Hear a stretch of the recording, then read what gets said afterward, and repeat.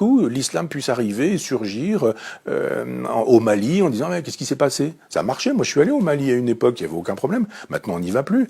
Mais qu'est-ce qui s'est passé? Mais on a paupérisé le Mali, on a fait venir plein de Maliens, le Mali est devenu pauvrissime, on a continué à exploiter les sous-sols justement pour avoir les matériaux rares qui nous permettent aujourd'hui de faire des voitures prétendument écologiques. C'est-à-dire les voitures hybrides qui fonctionnent aujourd'hui à l'électricité fonctionnent à l'électricité nucléaire.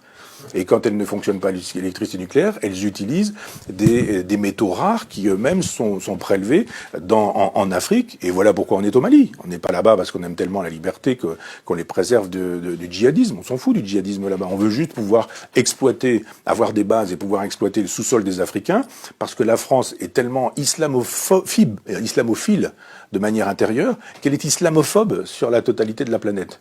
Il y a rien de...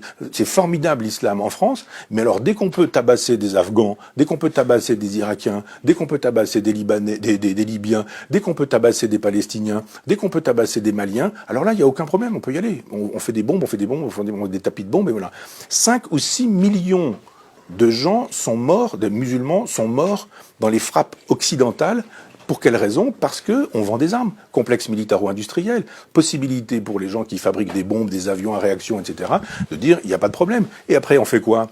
Quand on a fait beaucoup d'argent, on finance les chefs d'État américains qui eux-mêmes financent ces guerres, qui sont des guerres islamophobes. Ces guerres islamophobes génèrent le terrorisme. Le terrorisme, il tombe pas du ciel. Voilà des gens à qui on a dit, vous aviez un pays, vous aviez un chef. Ce chef, c'était Adolf Hitler. On détruit votre pays et en même temps, on installe la terreur au quotidien. Que font ces gens-là? Ils arrivent en Occident, ils ont perdu leur famille, ils ont perdu des membres de leur famille, ils ont perdu leur boulot, leur dignité, leur pouvoir d'achat, leur langue, leur culture, leur tradition, leur nourriture. Ils ont perdu tout ça.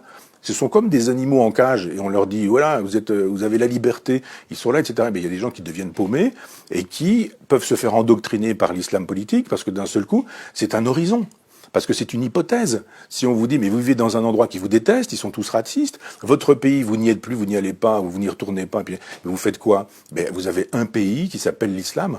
Votre pays, c'est l'islam, c'est l'Oumma.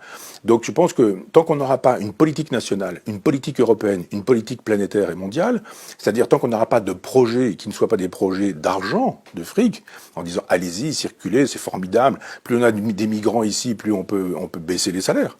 Évidemment, vous avez des gens, ils viennent du Mali, ils n'ont pas de papier, et ils viennent dire, mais moi, si vous voulez, je vous fais la plonge. Et on leur dit, d'accord, pas de problème, tu me fais la plonge, mais en même temps, pas de papier, pas de truc, je te donne un petit peu d'argent, pas de retraite, pas de sécurité sociale, les sans-papiers.